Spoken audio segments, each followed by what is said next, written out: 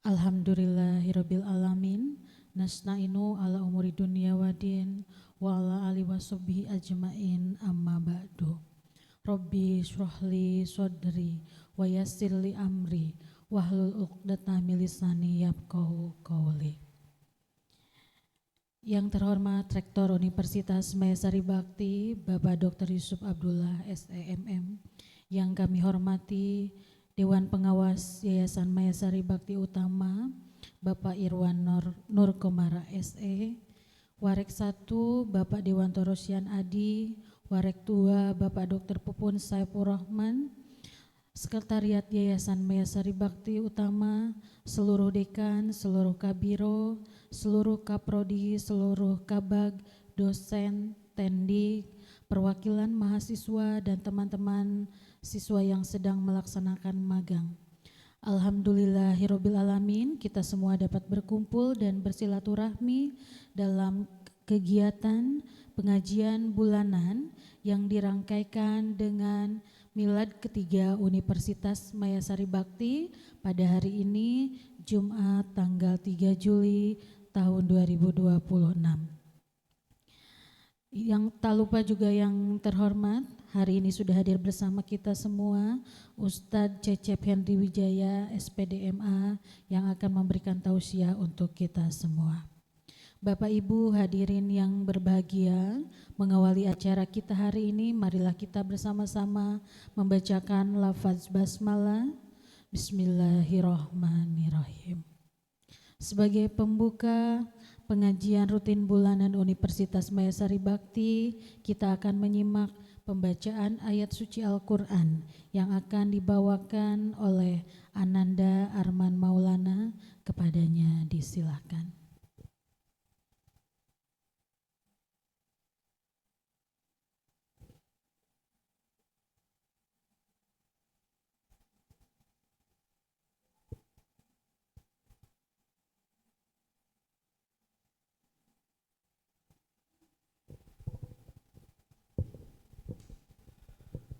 Assalamualaikum warahmatullahi wabarakatuh.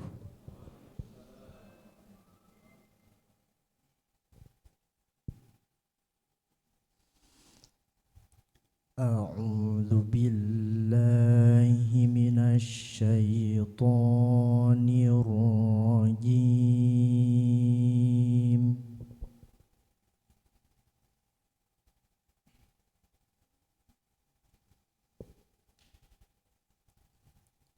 Bismillahirrahmanirrahim.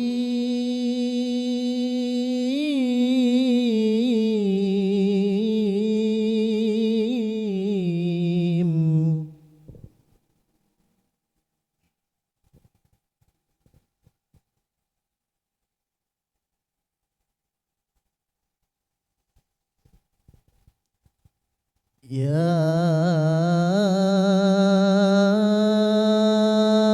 ayyuhalladzina amanu taqullaha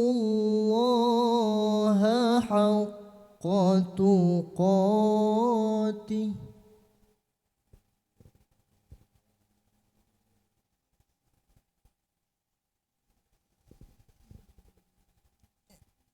ittaqullaha haqqa tuqatih wa la tamutunna illa wa antum muslimun.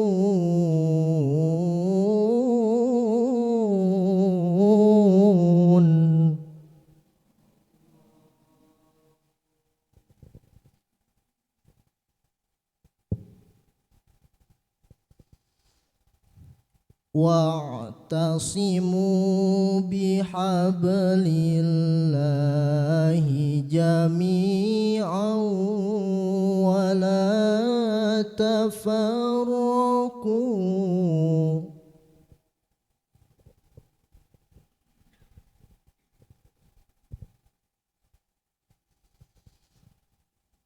واذكروا نعمة الله عليكم إذ كنتم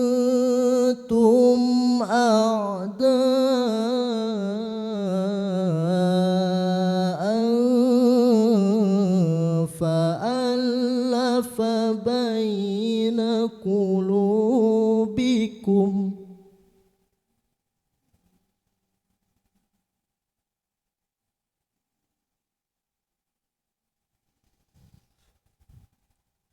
فألف بين قلوبكم فأصبحتم بنعمته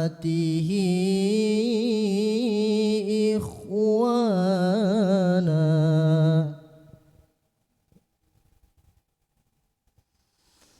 وكنتم على شفا حفرة من النار فأنقذكم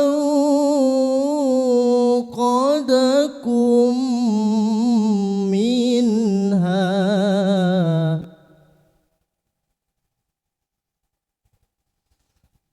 كذلك يبين الله لكم آياته لعلكم تهتدون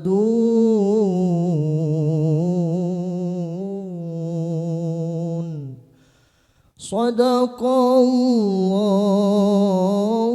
العظيم. Akhirul kalam, wassalamualaikum warahmatullahi wabarakatuh.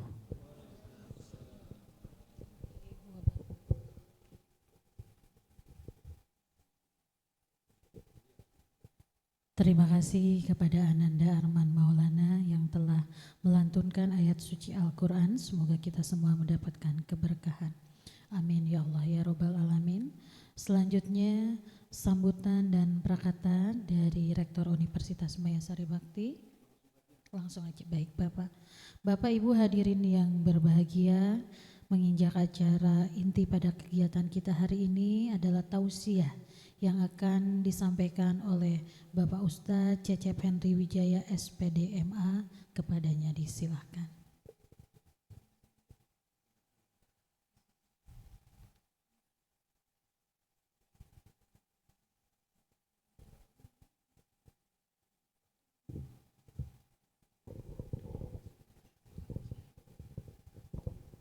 Bismillah. Assalamualaikum warahmatullahi wabarakatuh. Innal hamdalillah nahmaduhu wa nasta'inuhu wa nastaghfiruh wa na'udzu billahi min syururi anfusina wa min sayyiati a'malina. May yahdihillahu fala mudhillalah wa may yudlil fala hadiyalah. Asyhadu an la ilaha illallah wahdahu la syarikalah wa asyhadu anna Muhammadan abduhu wa rasuluh. Allahumma salli wa sallim wa zid wa barik ala nabiyyina Muhammad wa ala alihi wa ashabihi ajma'in. Ya ayyuhalladzina amanu taqullaha haqqa tuqatih wa la tamutunna illa wa antum muslimun. Amma ba'd. Yang saya hormati seluruh sivitas akademika Mayasari Bakti, Universitas Mayasari Bakti. Semoga Allah Subhanahu wa taala memuliakan kita semua di dunia maupun di akhirat. Salawat beserta salam semoga terlimpah curah kepada baginda Rasulullah Muhammad sallallahu alaihi wasallam, kepada keluarga beliau, para sahabatnya, juga kepada umatnya hingga akhir zaman. Semoga Allah Subhanahu wa taala memasukkan kita dan menggolongkan kita ke jajaran umatnya. Kalau sedikit jujur ya, daramang sadaya ya teh Bapak Ibu.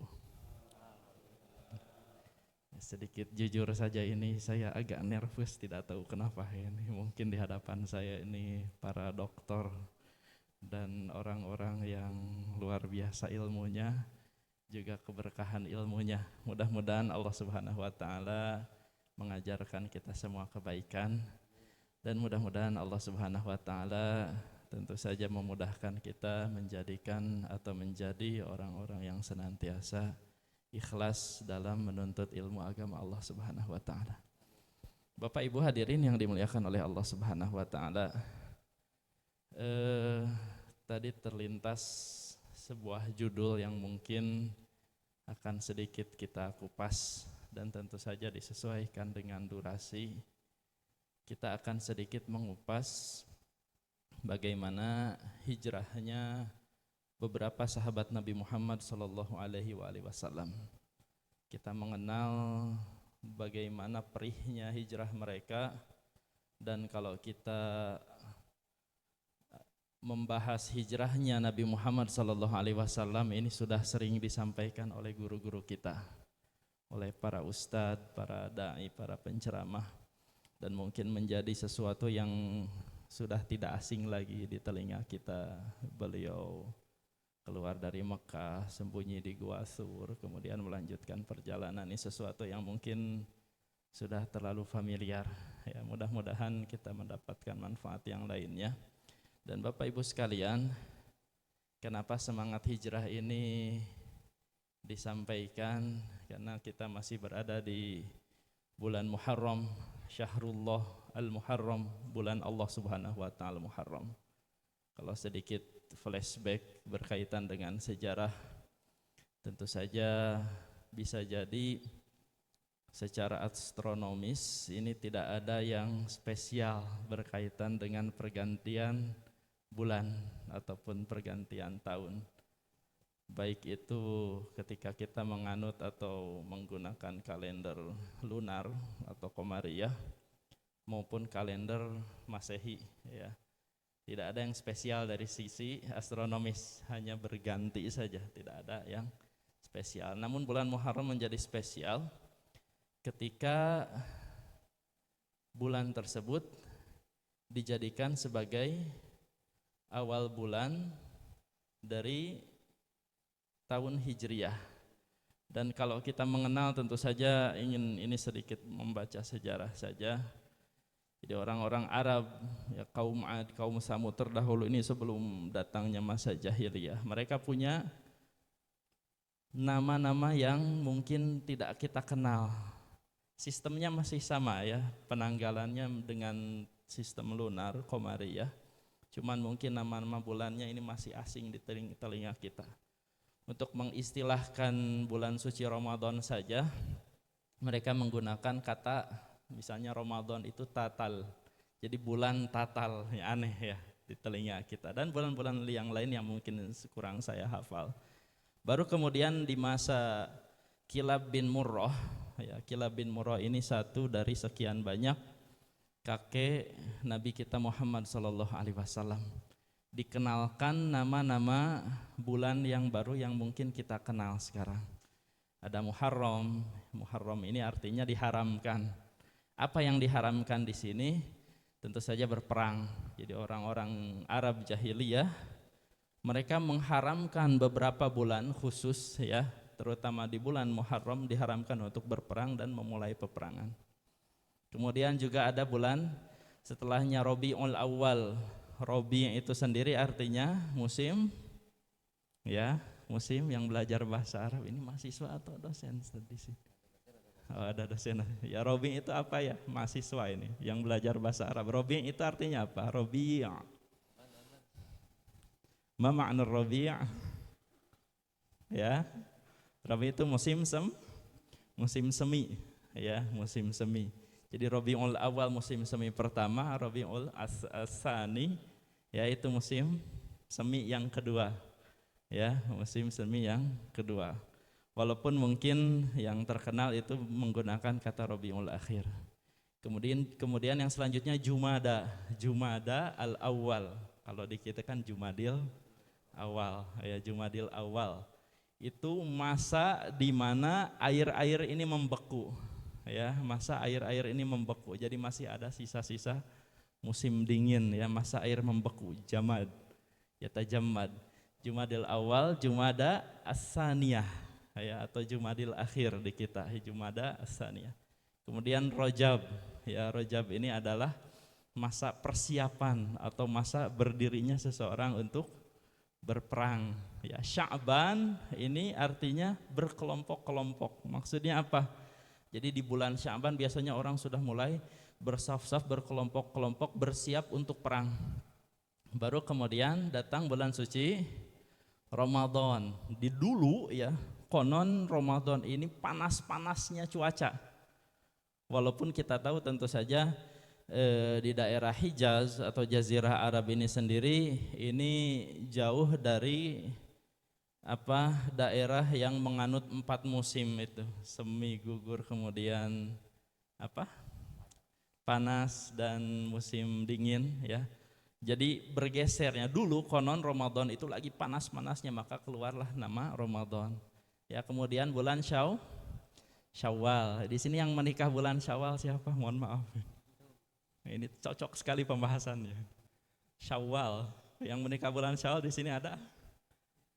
Atau belum menikah? Oh betul, Masya Allah, kebetulan nih Pak Wakil. Ya. Jadi Syawal itu saat-saatnya para unta, ini cocok sekali nih. Saat-saatnya para unta kawin dan dikawinkan. Jadi sama dengan kawinnya ya. Jakal ngacung. Ya. Jadi Syawal itu adalah dari kata syala ya syulu atau syail, itu artinya ketika ekor-ekor unta itu berdirinya ya, kalau bahasa saya mohon maaf ini birahinya gitu ya. Jadi dikawinkan dengan unta-unta yang lain ya, para unta sekalian. Ya. Setelah Syawal apa? Ya, Zulqa'dah atau Zulqi'dah ya, Zulqi'dah atau Zulqa'dah. Jadi masa orang duduk untuk apa? Untuk bersiap menyambut bulan haji. Ya, baru setelah itu datang Dzulhijjah, bulan haji. Ya, bulan haji. Nah, jadi dulu Bapak Ibu sekalian, ini dari satu bulan ke bulan yang lain berganti, seolah-olah itu merupakan perputaran yang biasa ya, sehingga tidak dihitung atau istilahnya belum diberi nomor tahunnya ya, nomor tahunnya. Memang ada anggapan seolah-olah Muharram itu adalah awal tahun. Kenapa awal tahun? Karena biasanya orang setelah bulan Dzulhijjah, setelah bulan Dzulhijjah kan mereka sibuk haji di bulan Dzulhijjah. Selesai musim haji baru kemudian mereka istirahat ya, dan mereka berhenti berperang, maka seolah-olah Muharram ini berada di awal tahun. Ya. Nah, belum ada penomoran tahun. Dan orang-orang Arab pada saat itu membedakan antara satu tahun dengan tahun yang lainnya ini merujuk pada peristiwa-peristiwa besar sebagaimana yang sudah kita ketahui. Di antaranya ada namanya Amul Fijar, tahun Fijar. Kenapa tahun Fijar? Karena di tahun tersebut terjadi Harbul Fijar atau perang Fijar. Kemudian ada tahun Amul Fil, tahun gajah. Ya, kita tahu bersama sejarahnya di mana pada saat itu di tahun tersebut Abroha ini menyerang Ka'bah yang salah satu istilahnya prajuritnya atau bahkan mungkin komandannya ini naik gajah. Disebutkan di beberapa riwayat juga memang gajahnya ini tidak banyak ya, ada yang menyebutkan hanya satu gajah saja, ada yang menyebutkan ada beberapa ekor gajah.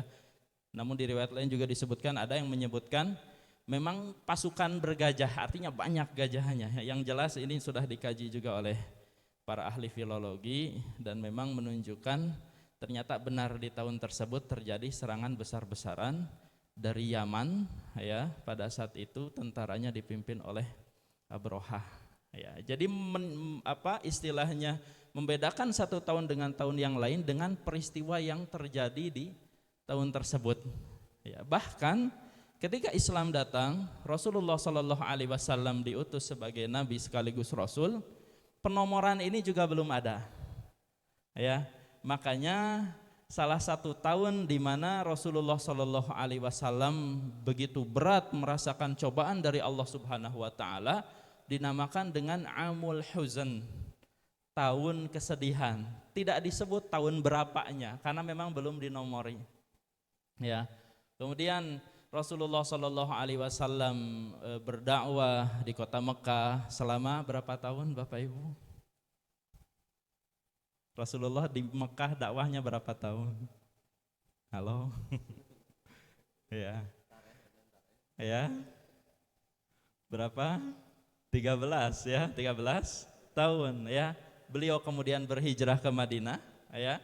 Di Madinah beliau hidup berapa tahun? 10 tahun. Kemudian Rasulullah Sallallahu Alaihi Wasallam meninggal dunia. Kemudian tegaklah kekhilafahan ya. Khalifah yang pertama adalah Abu Bakar As-Siddiq radhiyallahu taala anhu. Beliau meninggal dunia, lalu kemudian tegaklah pengganti beliau yaitu Umar bin Al-Khattab radhiyallahu taala anhu. Nah, pada saat itulah kemudian kan surat menyurat ini semakin gencar, apalagi di zaman Umar bin Khattab radhiyallahu taala anhu. Ini kelebihan beliau tentu saja dari segi ini hal yang kita sebut di zaman sekarang dengan administrasi. Ini kelebihan beliau. Administrasi negara itu dipetakan oleh beliau, makanya ada namanya diwan. Beliau membuat semacam kantor di situ. Dipetakan siapa yang menerima zakat, siapa yang wajib zakat, lengkap semua, pemasukan sekian, pengeluaran sekian ya dalam satu tempat. Kemudian petugas-petugasnya ditentukan. Ini disempurnakan oleh Umar bin Khattab pada saat itu. Ya, surat menyurat pun demikian gencar dari kota Madinah ke kota-kota yang lain. Ini ada satu surat dari Umar bin Khattab ke salah satu gubernurnya di kota yang lain. Ini dari Umar, bingung ini surat ini ditulis oleh Umar kapan? Ini kalau tidak salah ditulis di suratnya bulan Sya'ban. Ini bulan Sya'ban yang mana ini? Sementara isinya penting dan krusial sekali untuk menentukan keputusan-keputusan besar. Sampailah kabarnya pada Umar bin Khattab radhiyallahu taala anhu. Kemudian Umar bin Khattab radhiyallahu anhu akhirnya bermusyawarah bersama sahabat-sahabat lain yang masih tersisa pada saat itu, menentukan ini bagaimana harusnya istilahnya penyuratan yang benar ya. Maka diusulkanlah kita nomori dulu tahunnya, ini tahunnya nggak jelas, nomori dulu tahunnya, baru kemudian mereka berbeda pendapat mau merujuk kemana. Ada yang bilang sudah kita merujuk ke penanggalan Persia saja ya. Kemudian juga Persia itu penanggalan atau istilahnya penomoran tahunnya juga sebetulnya mirip-mirip dengan bangsa Arab yang sebelumnya, mengaitkan dengan peristiwa-peristiwa besar terutama kematian raja-raja mereka. Ini agak susah juga memetakannya, akhirnya ditolak. Kemudian sudah kita ke Romawi saja, ternyata mereka pakai penanggalan ya matahari ya, peredaran matahari kurang cocok juga ya. Kemudian disepakatilah masih tetap menggunakan penanggalan Qomariyah, tahun-tahun Qomariyah ya. Lalu kemudian dipilihlah kapan permulaan penghitungan nomor satunya, tahun ke-1-nya itu kapan. Berbeda pendapat juga. Ada yang mengatakan sudah kita mulai dari lahirnya Nabi Muhammad SAW. Ini juga tidak disepakati. Sudah kematian Rasulullah saja. Ini juga kemudian tidak disepakati. Baru kemudian Ali bin Abi Thalib radhiyallahu taala anhu mengusulkan untuk menjadikan bulan di mana atau tahun di mana Rasulullah Shallallahu Alaihi Wasallam memulai hijrah sebagai tahun ke-1. Umar bin Khattab kemudian berkata kayaknya ini yang cocok ya. Jadi saya lebih cenderung kepada pendapat ini perkataan Umar bin Khattab radhiyallahu taala anhu. Barulah kemudian disepakati bahwasanya tahun ke-1 itu dimulai dari tahun hijrahnya Rasulullah Shallallahu Alaihi Wasallam. Makanya disebut dengan hijrahnya dari Rasulullah Shallallahu Alaihi Wasallam. Lalu kemudian ada diskusi yang selanjutnya, menentukan awal tahunnya ini bulan apa, ya bulan apa. Maka ada yang berkata sudah sesuai dengan hijrah Rasulullah Shallallahu Alaihi Wasallam saja. Hijrah Rasulullah Shallallahu Alaihi Wasallam itu bulan apa sampai di Madinah beliau? Bulan Rabiul Awal Ya, Rabiul Awal baru sampai di Madinah itu. Ya, perencanaan hijrahnya sudah dimulai dari bulan Muharram. Sejak terjadi Bai'atul Aqobah pada saat itu. Maka kemudian dicocokkan dengan kebiasaan orang-orang Arab pada zaman dulu yang seolah-olah menjadikan bulan Muharram itu sebagai awal tahun, maka dipilihlah awal tahun Hijriah ini di bulan Muharram. Barulah kemudian sampai kita sekarang. Sudah tahun 1448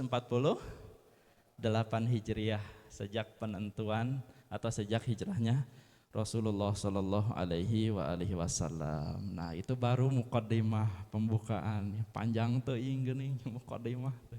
Ya, kita sampai jam berapa Ustaz? Sampai asar. Oke.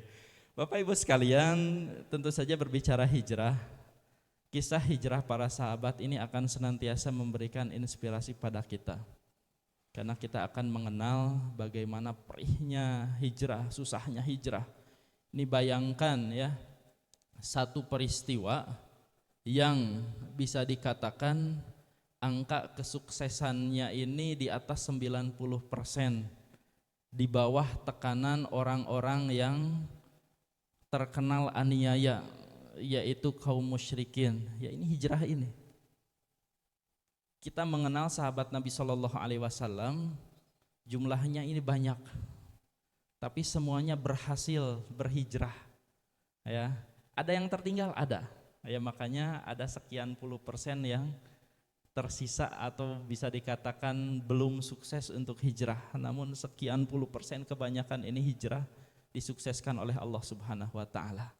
Di sini juga kita perlu memaknai ketika Allah Subhanahu wa taala mensyariatkan hijrah, yang ingin dijaga oleh Allah Subhanahu wa taala ini adalah agamanya atau orang-orang yang berhijrahnya. Agama atau orang-orang yang berhijrah kira-kira? Ya, betul ya, agama yang ingin dijaga oleh Allah Subhanahu wa taala. Karena urusan agama ini urusan nomor 1 di dalam kehidupan kita, bahkan mengalahkan hifdzun nafs, mengalahkan bagaimana kita menjaga jiwa kita. Kalau urusan agama, karena ini adalah agama yang diturunkan oleh Allah Subhanahu wa taala yang menciptakan alam semesta, yang mengatur kehidupan kita, yang memberi rezeki kepada kita, maka semua yang digariskan oleh yang menciptakan kita itu harus kita nomor satukan, bahkan mengalahkan jiwa kita. Jadi ketika Allah Subhanahu wa taala syariatkan hijrah, itu semata-mata Allah Subhanahu wa taala ingin menjaga agamanya. Ya, orangnya belakangan. Makanya ketika kita membaca sejarah, ternyata yang berhijrah ini adalah bukan sembarang orang-orang Arab, tapi orang-orang asyraf atau orang-orang yang mulia dari bangsa Arab.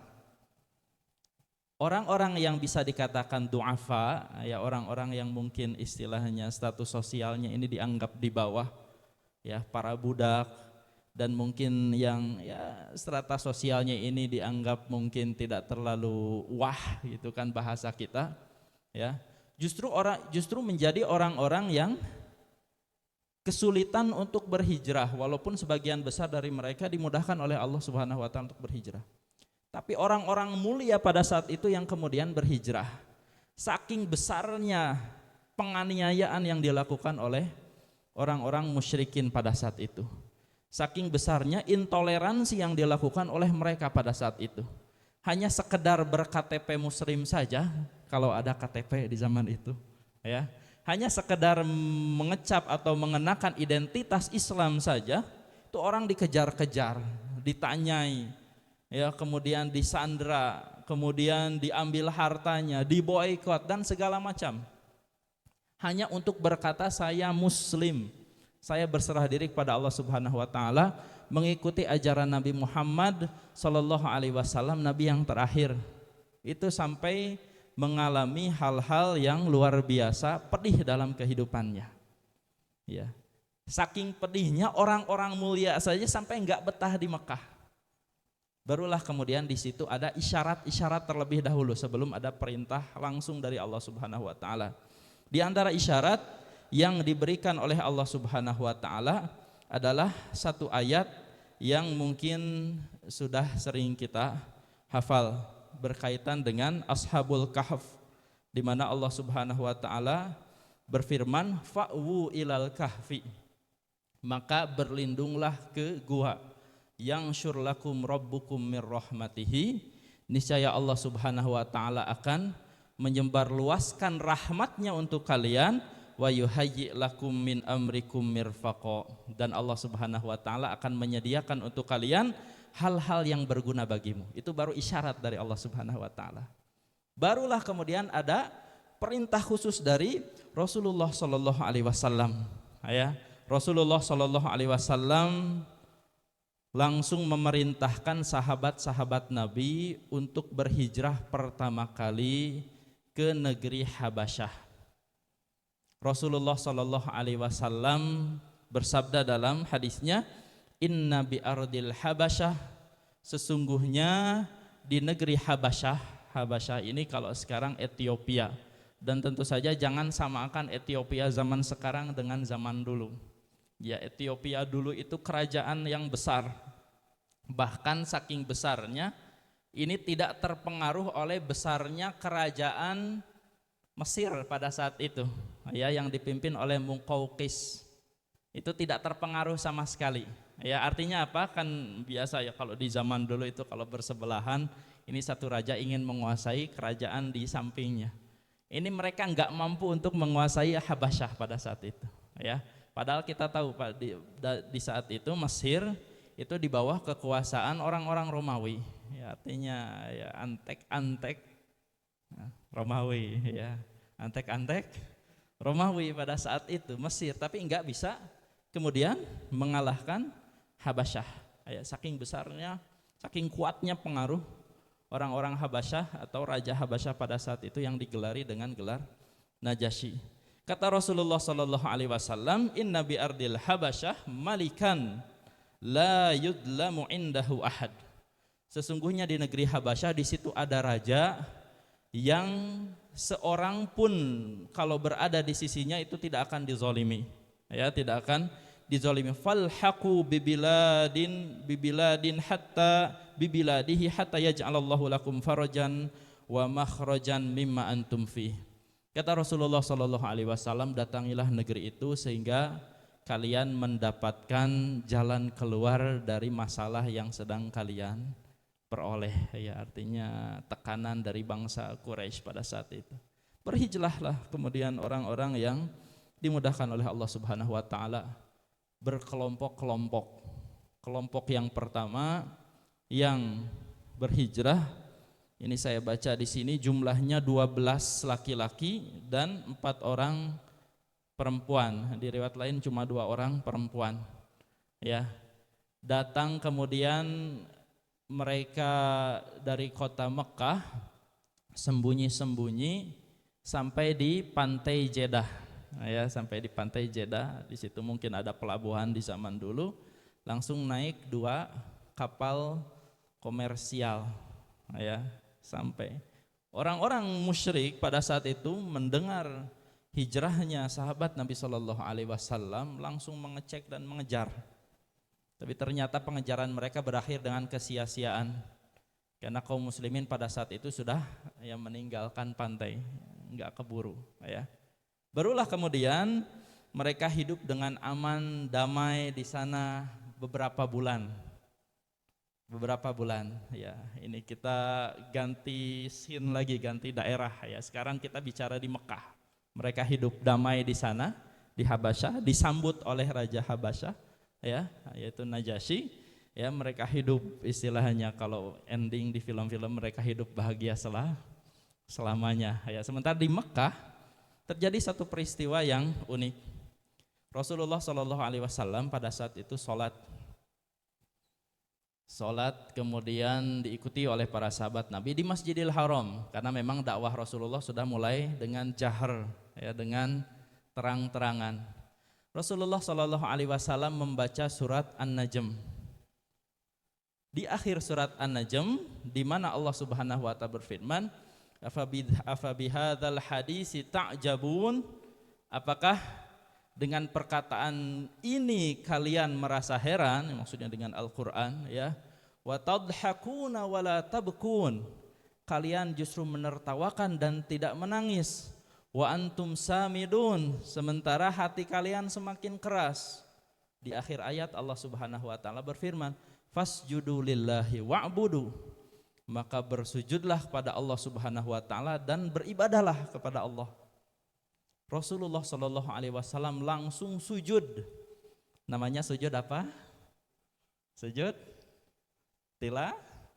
tilawah ya, ada ayat di situ, ada tanda sujudnya kalau kita baca Al-Qur'an, di situ ada di mushaf ya.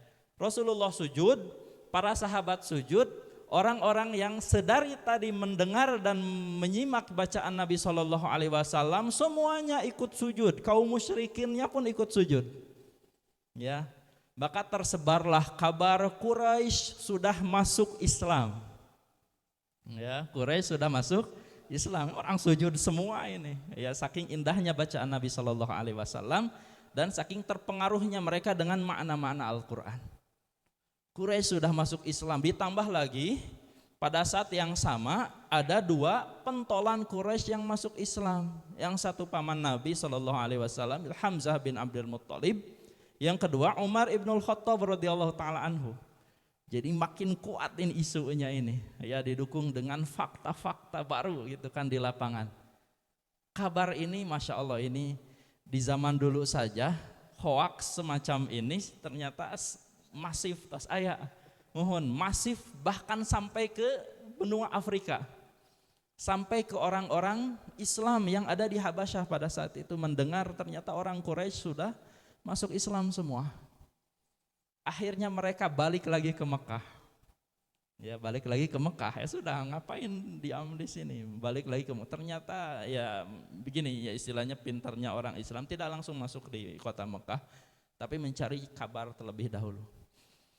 Ternyata didapati orang-orang Quraisy masih belum masuk Islam. Oh, ternyata tidak benar. Ya, sebagian kembali lagi ke Habasyah. Sebagian lagi ngumpet-ngumpet masuk lagi ke Mekah karena tanggung mau balik lagi juga jauh ya. Sebagiannya lagi kemudian masuk ke Mekah dengan istilahnya dijamin dengan jaminan orang-orang musyrikin yang mereka kenal. Ya, jadi ada satu tradisi bangsa Arab, jika seseorang ingin masuk ke daerah musuh yang memang jelas memusuhi kita, ingin menghabisi kita, itu kita bisa mendapatkan jaminan dari orang yang ada di sana yang kita kenal dan tidak boleh satu orang pun menyentuh kita. Ya. Kenapa? Karena kita sudah dapat jaminan dari orang dalam, ordal ya, pada saat itu. Ya, jadi sebagian masuk Mekah lewat orang dalam dijamin. Ya, masuk lewat situ kemudian. Nah, pada saat itulah Bapak Ibu sekalian, tantangan dan penganiayaan yang diterima kaum muslimin yang ada pada saat itu ternyata semakin berat.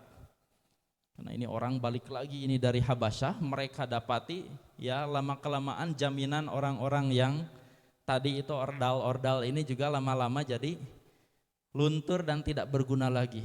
Akhirnya mengalami penindasan demi penindasan. Makin perih dari penindasan sebelumnya.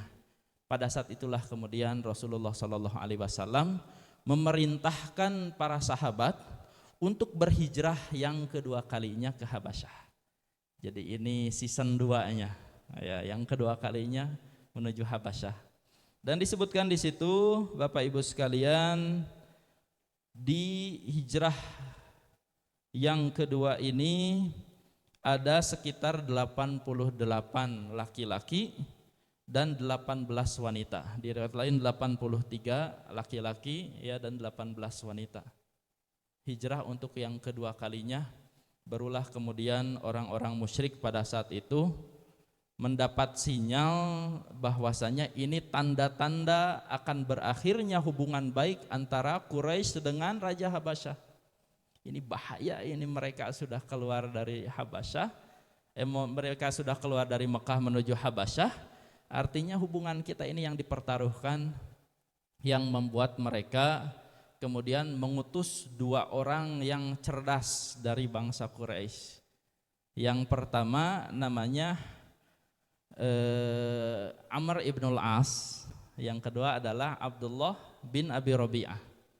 Ya, ini dua orang ini terkenal cerdas, bahkan dalam bahasa Arab dinamakan dengan min duhatil Arab. Ya, jadi orang Arab yang cerdasnya, ya orang Arab yang paling cerdas, yang paling bisa ngomong, paling bisa negosiasi.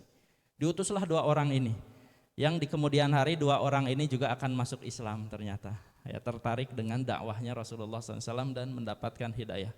Ya, Abdullah dan Amr akhirnya pergi ke Habasyah, dan sebelum pergi ke Habasyah disiapkanlah hadiah-hadiah yang begitu banyak. Dan mereka tahu orang-orang Habasyah itu, terutama Najasyi, ini paling suka kalau diberi hadiah produk-produk Mekah pada saat itu. Di antaranya adalah al-udem atau istilahnya kulit. Ya, kulit. Jadi ada produk-produk Mekah pada saat itu yang mungkin kulit yang memang asli dan diolah dengan sedemikian rupa, dipakai kerajinan, dipakai baju segala macam, ini terkenal berkualitas pada saat itu. Dikumpulkanlah kulit yang begitu banyak dari berbagai macam daerah hanya untuk diberikan kepada orang-orang Habasyah secara khusus. Ya, dan ini pintar, ketika kedua orang utusan Quraisy ini sampai di Habasyah, mereka tidak langsung mendatangi Raja Habasyah. Mereka datangi dulu ya ring 3, ring 2, ring 1-nya dulu. Jadi ordal-ordalnya dulu diberi hadiah. Nah, didatangi satu-satu ini orang-orang yang menjadi uskupnya, kemudian pembesar gerejanya. Karena kita tahu Habasyah pada saat itu beragama Nasrani. Ya, diberikan semua hadiahnya, semua orang senang, semua orang istilahnya sudah gembira dengan hadiahnya. Yang terakhir didatangi adalah rajanya. Ya, rajanya Habasyah. Ya, pastilah kalau majelis raja itu kan biasanya raja, kemudian ring 1-nya rombong ya, orang-orang yang ada di istilahnya kementeriannya kalau istilah kita ya. Sementara menteri-menterinya ini sudah dapat hadiah semua, tinggal rajanya. Disodorkan hadiah segala macam, kemudian disebutkanlah apa yang menjadi pamaksadan aranjeuna ya. Abdi teh maksa ka dieu gitu kan, ingin mengambil orang-orang yang dulu datang dari kami ya. Mereka meninggalkan agama kami, tidak juga masuk di agama Anda wahai raja. Kami hanya minta untuk dikembalikan saja, biar kami uruslah, pami bahasa abdi masa pertos gitu. Ya, biar kami yang selesaikan perkara mereka. Ini mulai bisikan-bisikan dari orang dalam ini kemudian berkata, iya raja, kembalikan saja, kan kita juga tahu mereka lebih tahu urusan kaum mereka dibandingkan dengan ini. Membisikkan bisikan-bisikan jahat kepada dua orang utusan Quraisy tadi. Lalu kemudian ya An-Najasyi pada saat itu yang bernama Ashamah ini terkenal orang yang paling anti korupsi, anti nepotisme, dan juga orang yang cerdas pada saat itu. Ia berkata, sesungguhnya Allah Subhanahu wa taala memberikanku kerajaan tanpa ada sedikit pun suap di situ. Beliau langsung berkata gitu, tanpa ada sedikit pun suap di situ, aku tidak akan kembalikan mereka kepada kalian sampai aku tahu perkara yang sebenarnya berkaitan dengan mereka. Dipanggillah orang-orang muslim pada saat itu ya. Kemudian yang maju untuk istilahnya melayani pertanyaan-pertanyaan raja pada saat itu adalah Ja'far bin Abi Thalib. Jadi ini saudaranya Ali bin Abi Thalib, termasuk orang yang cerdas juga pada saat itu. Ditanya langsung oleh raja berkaitan dengan pemahaman atau keyakinan agama kita sebagai agama Islam ya. Saya bacakan teksnya Bapak Ibu sekalian. Kata beliau, ayyuhal malik, wahai raja, kunna qauman ahla jahiliyah.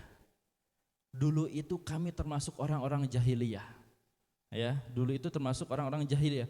Na'budul asnam, kami dulu itu suka sembah patung. Wa na'kulul maitah, makan bangkai. Kemudian wa na'til fawahish, dan kita juga mengerjakan hal-hal yang keji. Wa naqta'ul arham, kami juga suka memutuskan hubungan kekerabatan. Wa nusi'ul jiran, atau kami juga suka memutus hubungan pertetanggaan. Wa ya'kulul qawiyyu minnad dha'if, orang kuat di antara kami wahai raja mengalahkan yang lemah atau memakan yang lemah. Fakunna ala dzalik, dulu itu kami seperti itu. Hatta ba'asallahu ilaina rasulan, sampai Allah Subhanahu wa taala kemudian mengutus seorang utusan. Na'rifu nasabahu wasidqahu, kami sudah kenal nasabnya, kami juga sudah kenal kejujurannya. Iya kan, Rasulullah SAW diberi gelar Al-Amin itu sebelum beliau diutus menjadi nabi. Jadi dikenal kejujurannya oleh kawan maupun lawan. Jadi kata Ja'far itu, kami sudah kenal kejujurannya, ya. Wa amanatahu wa afafahu, kami juga kenal bagaimana amanah beliau dan menjaga kehormatannya. Fada'ana ilallahi linuwahhidahu wa na'budah. Kemudian Rasul ini mengajak kami untuk menyembah Allah saja, mengesahkan Allah Subhanahu wa taala saja.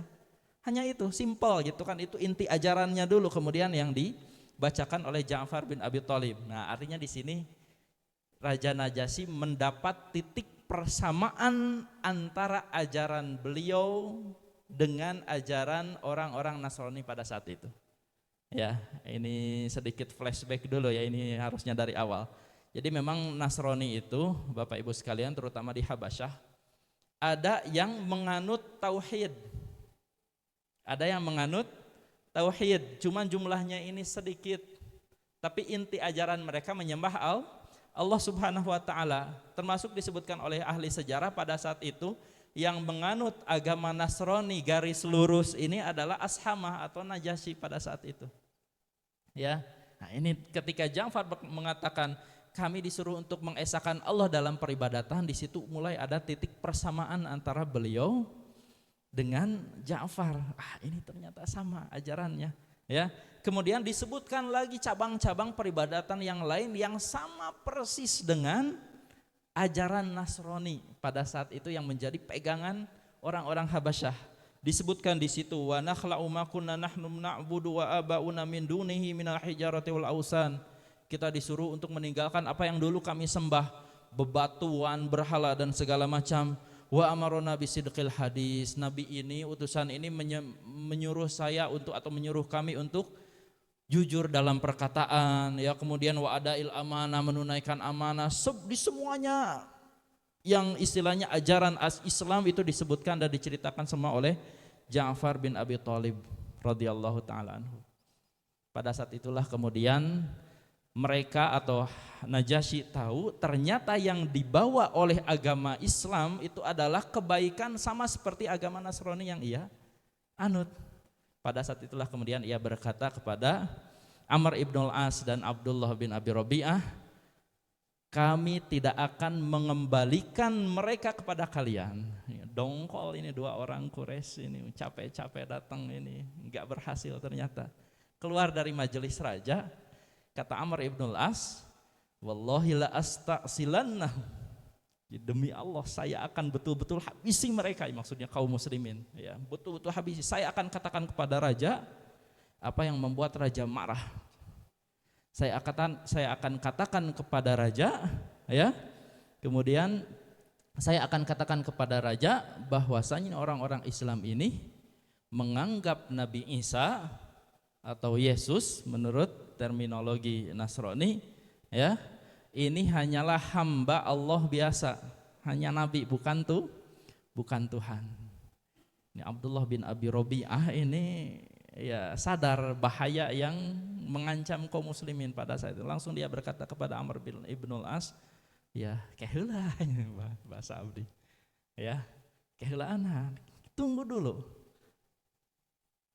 Walaupun mereka berbeda dengan kita, walaupun kaum muslimin berbeda dengan kita, tapi toh pada akhirnya mereka ini kan saudara kita juga, bangsa Arab juga, ya istilahnya masih memiliki hubungan kekerabatan juga dengan kita. Artinya kalau kamu ucapkan ini di hadapan Najasyi, bisa jadi mereka dihabisi, ya.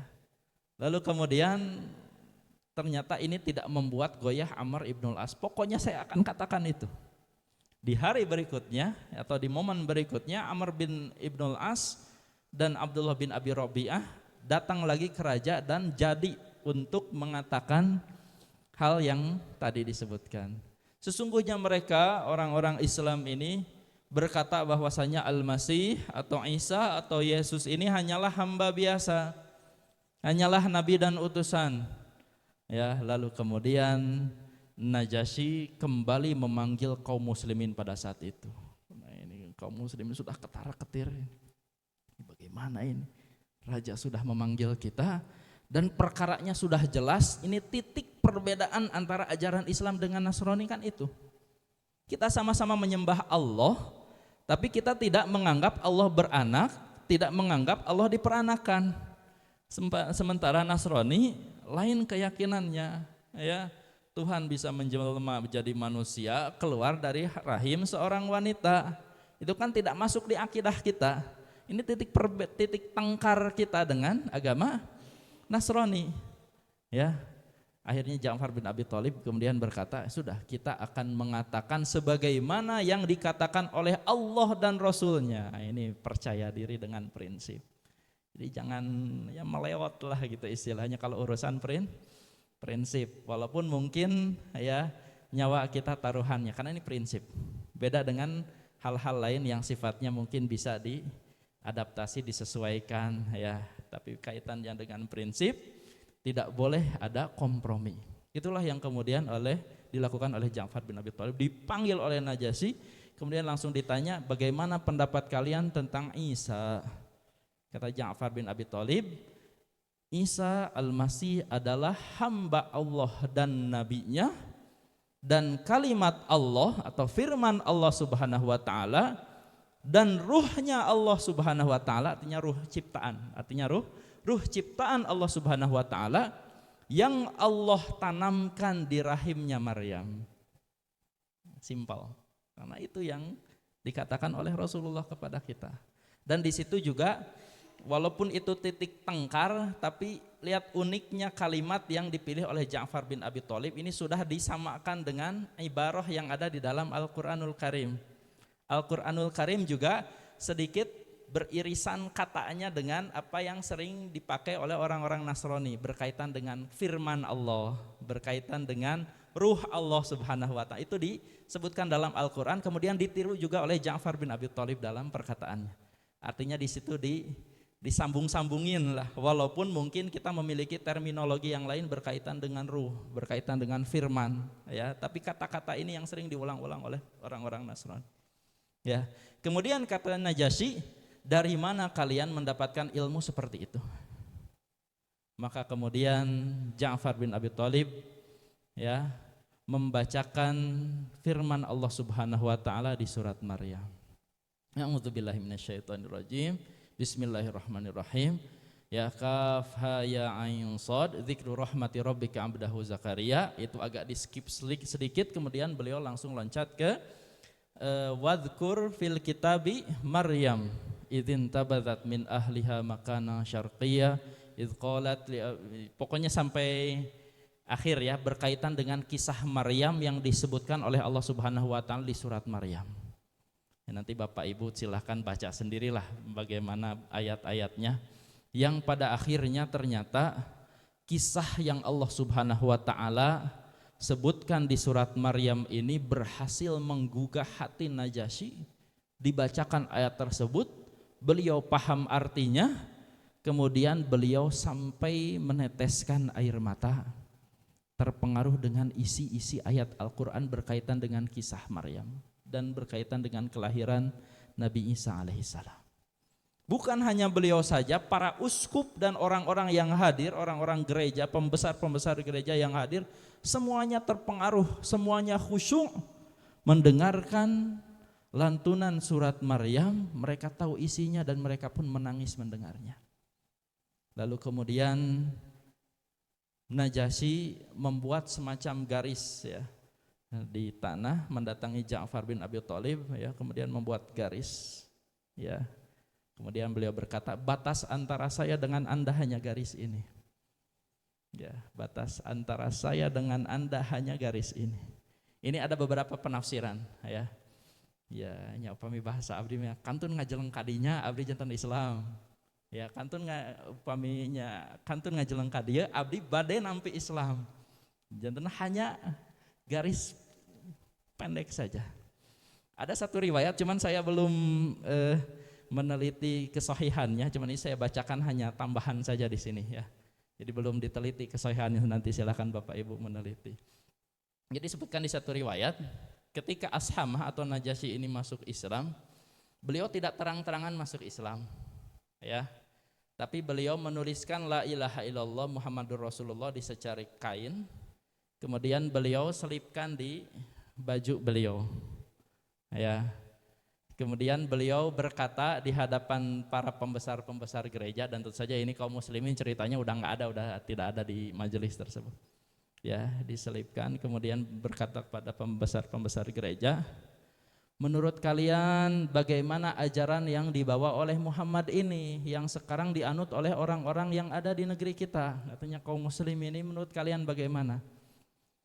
Mereka semua sepakat kita tidak meninggalkan ajaran Al-Masih, ya, artinya enggak keluar dari agama Nasrani, ya. Kemudian Najasyi berkata,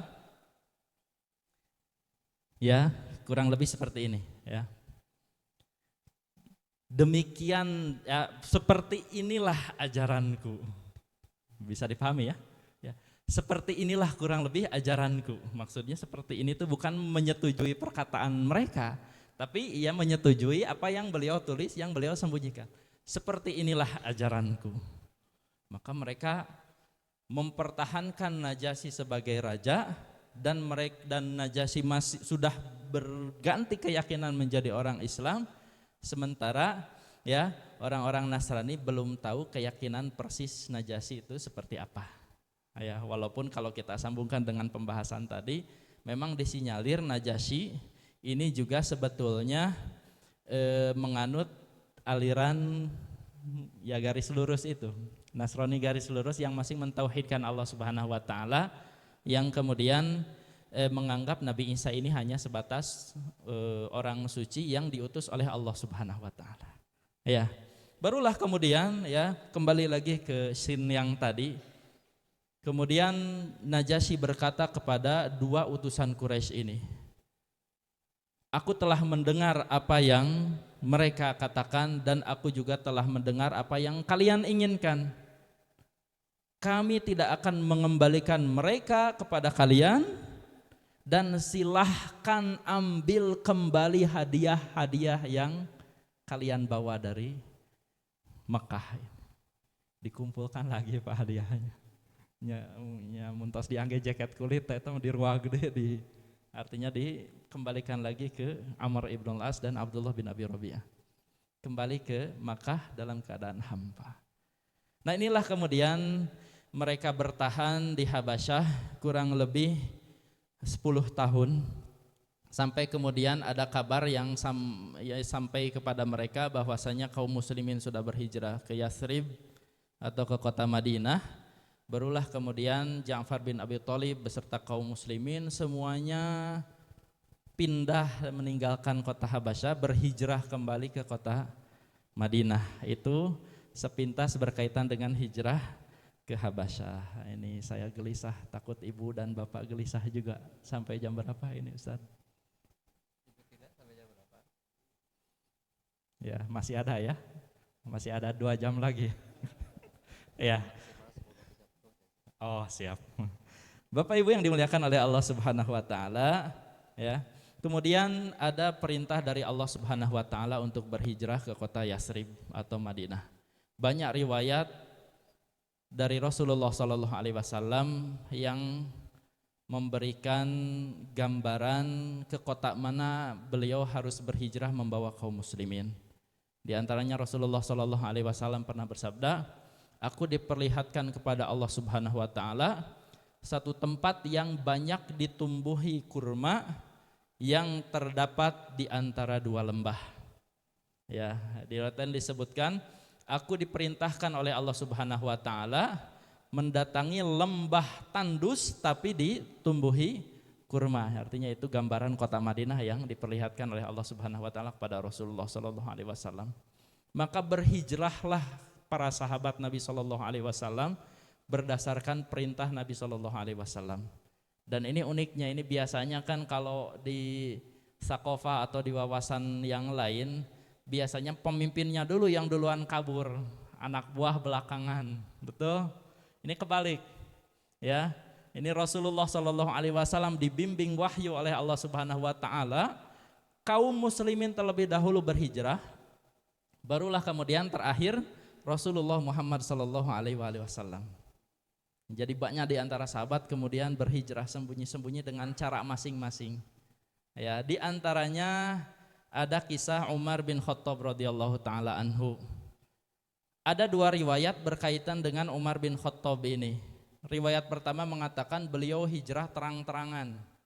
Ya, mungkin riwayatnya sudah sering Bapak Ibu dengar ya. Ya, beliau nenteng pedangnya kemudian berdiri di dekat Ka'bah. Ya, sambil berkata, "Saya mau hijrah ke Madinah. Siapa saja yang ingin istrinya jadi janda, anaknya jadi yatim, tunggu saya di belakang gunung ini." Ini gagah ini, perkasa. Ya. Nah, ada yang berani enggak kira-kira? Ternyata tidak ada yang berani. Tahu Umar bin Khattab radhiyallahu taala kekuatannya, fisiknya luar biasa.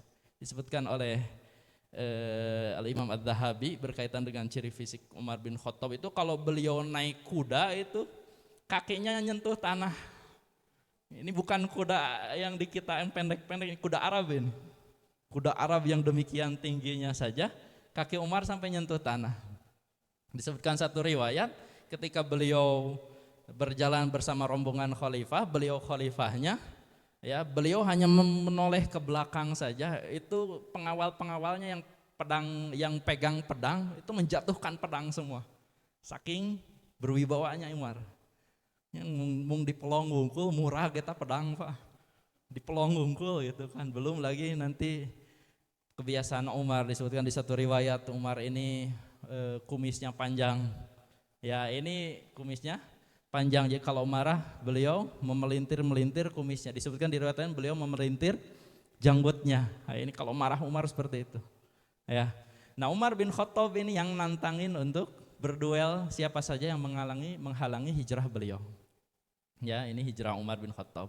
Di riwayat lain Umar bin Khattab juga ternyata berhijrah sembunyi-sembunyi. Ya, sembunyi-sembunyi, dan ini yang dianggap riwayat yang lebih kuat oleh para ulama. Ya, para ulama juga banyak yang melemahkan riwayat bahwasanya Umar bin Khattab ini berhijrah secara terang-terangan. Nah, riwayat yang kedua ini yang secara sembunyi-sembunyi yang kemudian banyak dikuatkan oleh para ulama kita.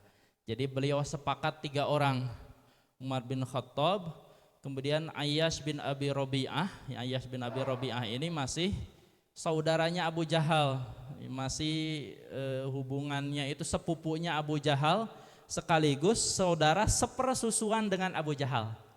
Artinya satu ibu dengan Abu Jahal ini. Ya. Kemudian yang terakhir Hisham, ya, Hisham ibnul As, Hisham bin Al-As. 3 orang ini sepakat kita akan hijrah besok, sembunyi-sembunyi seperti biasa. Pokoknya kita ketemuan di satu tempat di titik ini. Kalau satu di antara kita tidak hadir, berarti kita sudah tertangkap. Lanjut, yang sisanya lanjut, itu sudah disepakati seperti itu. Sisanya lanjut. Ya, ternyata pas hari H-nya, di jam H-nya, kalau hari H, kalau jam J, ya, di hari H-nya, di jam yang sudah ditentukannya, berkumpul, ternyata yang ngumpul cuma 2 orang. Hisham ternyata udah keburu ketangkep, ya, sudah ditangkap oleh ini dan sudah diketahui, kemudian ya mendapatkan intimidasi, penyiksaan dan segala macam yang mereka atau yang beliau alami. Ya, akhirnya 2 orang inilah yang melanjutkan perjalanan hijrah sampai di kota Madinah. Nah, sesampainya di Madinah, ternyata Abu Jahal ini tahu bahwasanya saudara sepersusuannya sekaligus sepupunya tersebut sudah berhijrah ke Madinah. Akhirnya beliau bersama 1 orang lagi, saya lupa 1 orangnya lagi siapa. Ya, Abu Jahal dengan 1 orang ini kemudian datang ke kota Madinah. Ketemu langsung dengan Ayyash, ngajak balik lagi. Kemudian Abu Jahal berkata, "Wahai Ayyash, ibu kita ini dia tidak mau makan sampai melihat kamu. Bahkan dia bernazar tidak mau menyisir rambutnya sampai dia melihat kamu. Ayo balik lagi, dirayu oleh Abu Jahal. Kita tahu ini akalan saja. Hanya ingin menyiksa Ayyash dan mengembalikan dia ke Mekah. Ya. Akhirnya terpengaruh juga ini Ayyash. Umar bin Khattab melihat Ayyash terpengaruh, langsung berkata, sudah jangan kau dengarkan perkataan dua orang ini. Ya. Bertahan saja di Madinah, saya tahu tabiat buruk mereka. Tapi tetap Ayyash tidak bergeming. Ya. Kemudian beliau tetap ingin kembali ke Mekah mendatangi melihat keadaan ibunya. Karena yang disebut ibunya, ibu saya ini gimana. Sampai Umar bin Khattab berkata, sudah ini saya punya beberapa ribu dinar, saya bagi dua, saya setengahnya, kamu setengahnya. Asal kamu tidak ikut mereka. Sampai dirayu seperti itu oleh Umar bin Khattab. Jangan kamu balik lagi ke Mekah, saya tahu kamu pasti akan disiksa segala macam. Ya. Tapi tetap tidak terpengaruh Ayyash ini. Tetap ingin pulang lagi ke Mekah.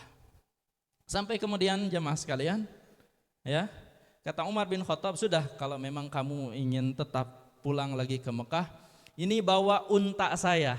Unta saya ini luar biasa kenceng larinya, luar biasa kuat fisiknya. Kamu jangan sampai meninggalkan tunggangan kamu ini. Pokoknya jangan turun dari unta. Ya, jangan turun dari unta.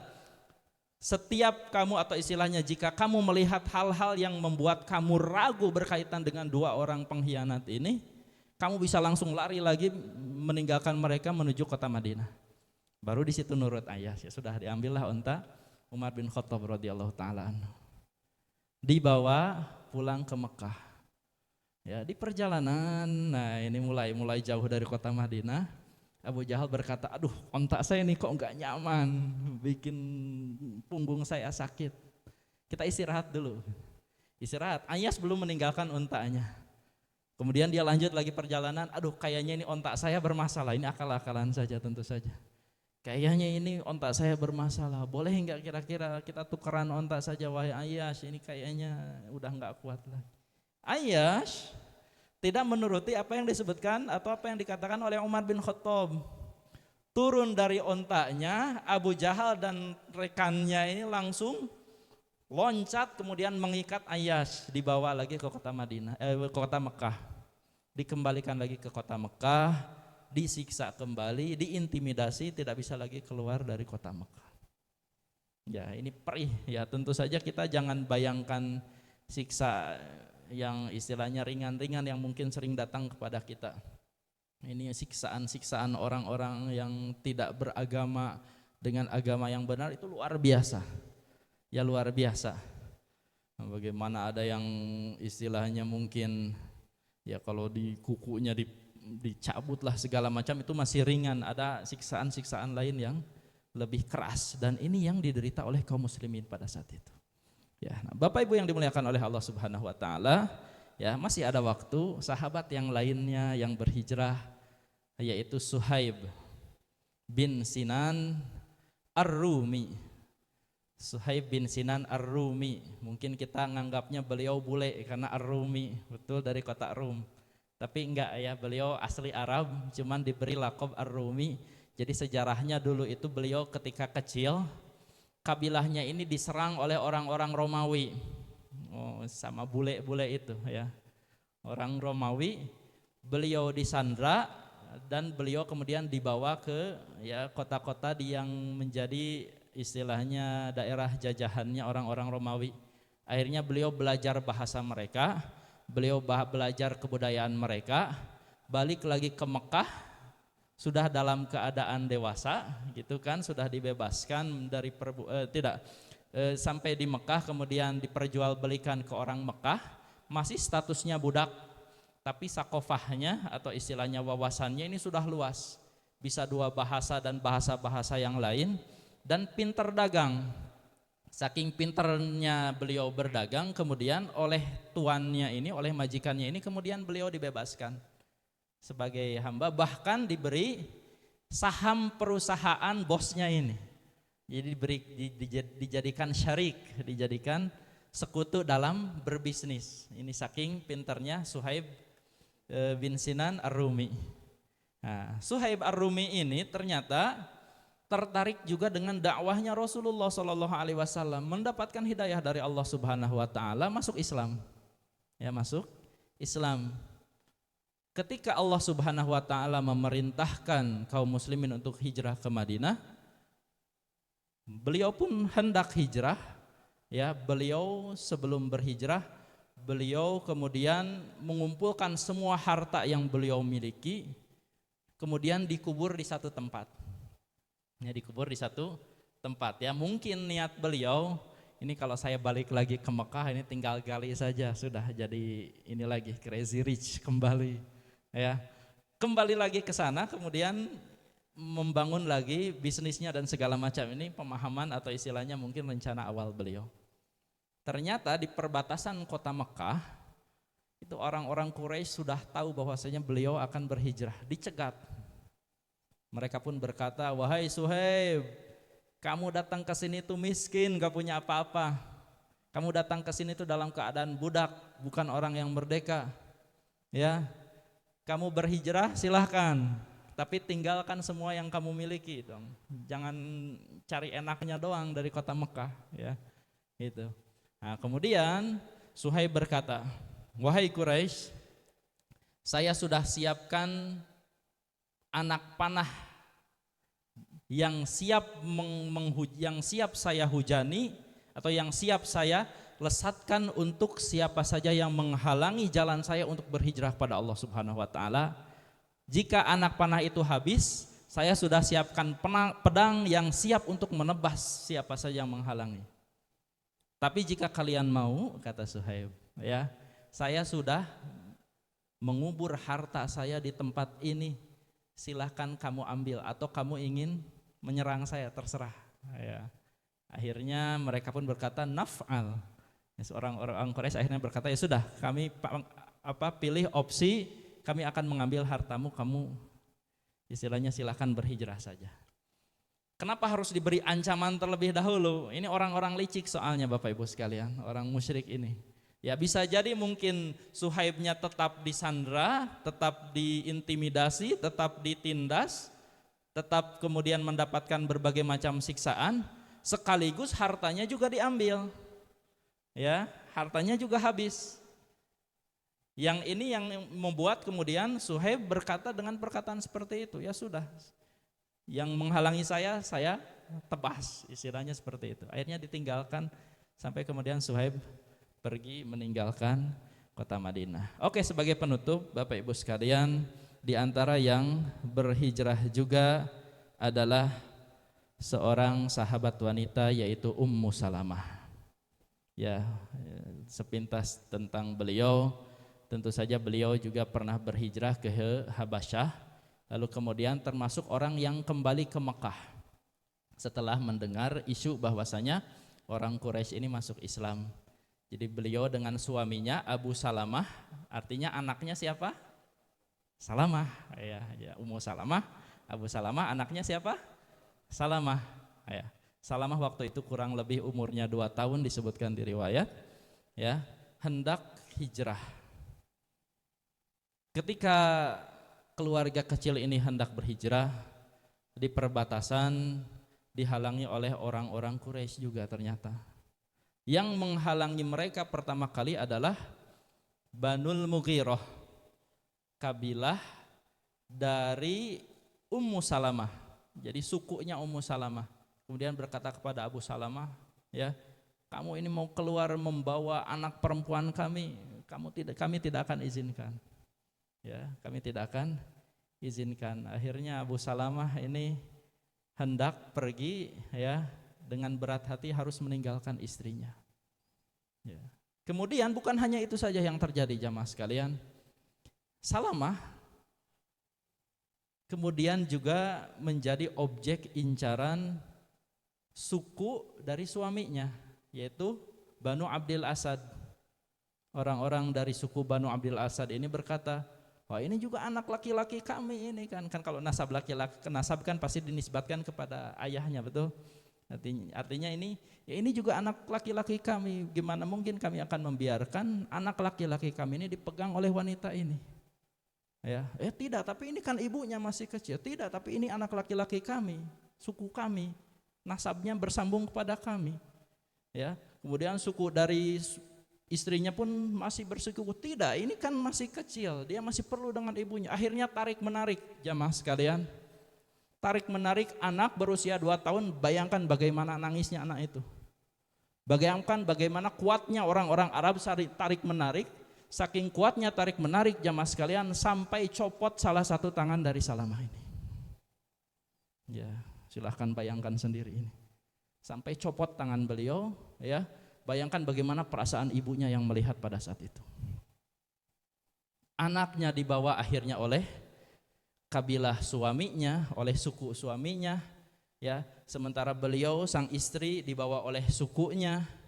Kemudian Abu Salamah dengan berat hati meninggalkan anak dan istrinya, dan dia tahu keadaan anaknya seperti apa, ke kota Madinah. Pada saat itu jamaah sekalian, setiap hari mulai dari pagi hari sampai petang, Ummu Salamah, wanita yang dipisahkan dari suami dan anaknya ini, keluar hanya untuk menangis di sebuah tempat yang namanya Abtah. Setiap hari menangis, tiap hari menangis begitu. Jadi kesehariannya seperti itu. Jadi Abtah itu perbatasan Mekah, jadi mengarah ke keluar kota Mekah. Melihat keadaan seperti itu, ada seseorang yang kemudian merasa kasihan. Ya, didatangilah kemudian kabilah atau suku dari sang istri tadi. Kemudian ia berkata, kamu itu atau kalian itu enggak kasihan lihat perempuan ini. Kalian pisahkan dia dari suaminya. Kalian ambil anaknya, kalian buat cacat juga anaknya. Kalian tidak kasihan? Ya, ini yang membuat mereka juga kemudian merasa kasihan. Akhirnya orang yang sama juga mendatangi suku yang mengambil anaknya tadi. Kalian pisahkan ibu ini dari anak, segala macam omongan yang sama. Ya, akhirnya kemudian Ummu Salamah diizinkan untuk berhijrah dan dikembalikan kepada beliau anak perempuannya. Sampai di jalan beliau sudah tunggangi untanya, sudah siap berhijrah, sudah hampir keluar dari kota Mekah. Kemudian bertemu dengan seseorang yang bernama Utsman bin Thalhah bin Abi Thalhah atau Utsman bin Abi Thalhah. Ya, Utsman melihat perempuan ini kayaknya mau safar jauh sendirian, cuma ada anak bayi atau anak balitanya yang masih kecil. Utsman langsung bertanya, Anda mau kemana? Kemudian Ummu Salamah bilang, saya mau ke suami saya di kota Madinah. Kemudian ya kalau bahasa saya, cuma sendiri. Iya, cuma sendiri saya. Kemudian Utsman bin Abi Thalhah tanpa diminta mengantarkan Ummu Salamah menuju kota Madinah. Diambil kemudian istilahnya untanya. Setiap kali beliau ingin istirahat, beliau rebahkan untanya, beliau ikat di ini, kemudian beliau menjauh. Kemudian Ummu Salamah turun dari tunggangannya beserta anaknya. Kemudian beliau ambil kembali untanya, diberi makan segala macam, disimpan di dekat pepohonan. Kemudian beliau istirahat, semuanya istirahat. Begitu seterusnya, ya, naik lagi kemudian sampai di kota Madinah. Yang kemudian ketika beliau sampai di satu tempat menjelang kota Madinah, Utsman ini berhenti, suami kamu itu tinggal di sana. Jadi beliau sudah tahu daerah kota Madinah, suami kamu itu tinggal di sana. Akhirnya kemudian bertemulah istri dan anak serta suami yang semula terpisah karena hijrah. Ya, mudah-mudahan Allah Subhanahu wa taala memberikan manfaat dari kajian yang singkat ini, dan mudah-mudahan Allah Subhanahu wa taala mengistiqomahkan kita dalam kebaikan. Dan perlu kita ketahui Bapak Ibu sekalian, tidak ada yang mudah dalam kehidupan ini. Semuanya harus berkorban dan pasti ada yang dikorbankan. Ketika seseorang tidak mampu mengorbankan hartanya, maka akan ada hal lain yang Allah Subhanahu wa taala ambil dari kehidupannya. Entah itu waktunya, entah itu tenaganya, entah itu mungkin kebersamaan dengan keluarganya. Orang-orang yang mencari dunia saja, Bapak Ibu sekalian, mereka banyak berkorban dalam urusan kehidupannya. Apalagi kita sebagai kaum muslimin yang kita kejar adalah akhirat, maka pasti akan ada hal-hal yang kita korbankan dalam kehidupan kita. Itulah kurang lebih nasihat dan pelajaran yang bisa kita ambil dari perihnya perjuangan hijrah sahabat Nabi Muhammad SAW. Demikian yang bisa saya sampaikan. Saya kembalikan ke pemandu acara. Subhanakallahumma bihamdika asyhadu an la ilaha illa anta astaghfiruka wa atubu ilaik. Wa akhiru da'wana alhamdulillahirabbil alamin. Wassalamualaikum warahmatullahi wabarakatuh. Waalaikumsalam warahmatullahi wabarakatuh. Terima kasih atas tausiah yang sudah disampaikan oleh Bapak Ustadz Cecep Henry Wijaya SPD MA. Bapak Ibu,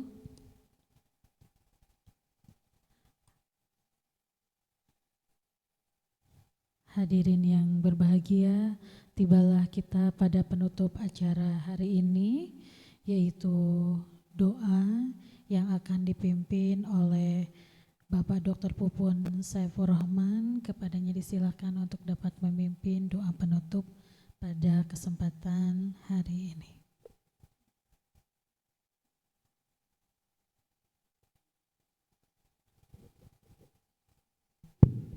Bismillahirrahmanirrahim. Assalamualaikum warahmatullahi wabarakatuh. Marilah kita menundukkan hati dan pikiran kita di hadapan Allah Subhanahu wa taala. Mudah-mudahan Allah senantiasa menurunkan hidayah dan taufik serta rahmatnya untuk kita semuanya. Allahumma salli wa sallim ala sayyidina wa habibina wa syafi'ina wa maulana Muhammad wa sallim radhiyallahu tabaraka wa ta'ala an kulli sahabati Rasulillah ajma'in. Amin ya rabbal alamin. Alhamdulillahi rabbil alamin. Hamdan yuwafi ni'amahu wa yukafi'u mazidah. Ya rabbana lakal hamdu kama yanbaghi li jalali wajhika wa 'azimi sultanik. Allahumma salli ala sayyidina Muhammad salatan tunjina biha min jamil ahwali wal afat wa taqdi lana biha jami'al hajat wa tutahhiruna biha min jami'is sayyi'at wa tarfa'una biha 'indaka 'ala darajat wa tuballighuna biha aqsal ghayat min jami'il khairati fil hayati wa ba'dal mamat. Allahumma ighfir lana wa liwalidina warhamhum kama rabbawna shighara. Allahumma ighfir lil mu'minina wal mu'minat wal muslimina wal muslimat al ahya'i minhum wal amwat innaka sami'un qaribun mujibud da'wat fa yaqadiyal hajat. Rabbana innana amanna faghfir lana dhunubana wa qina adzaban nar. Rabbana zalamna anfusana wa illam taghfir lana wa tarhamna lanakunanna minal khasirin. Rabbana taqabbal minna innaka antas sami'ul alim wa tub 'alaina innaka antat tawwabur rahim. Rabbana atina fid dunya hasanah wa fil akhirati hasanah wa qina adzaban nar. Wa sallallahu ala nabiyyina Muhammadin wa ala alihi wa sahbihi wasallam. Walhamdulillahi rabbil alamin. Wassalamualaikum warahmatullahi wabarakatuh. Waalaikumsalam warahmatullahi wabarakatuh. Terima kasih kepada Bapak Dr. Pupun Saifur Rahman yang sudah memimpin doa untuk kita semua. Bapak Ibu hadirin yang berbahagia, alhamdulillah kegiatan pengajian bulanan Universitas Mayasari Bakti telah kita ikuti bersama. Untuk itu marilah kita bersama membacakan hamdalah. Alhamdulillahirabbil alamin. Atas nama segenap panitia kegiatan hari ini kami mengucapkan terima kasih dan mohon maaf apabila selama pelaksanaan kegiatan ada hal-hal yang kurang berkenan di hati Bapak Ibu semua. Untuk itu sebagai penutup kita akan musyafaah kepada Bapak Ibu, kami persilakan dan selanjutnya dapat kembali ke tempat kerjanya masing-masing. Pak Rudi.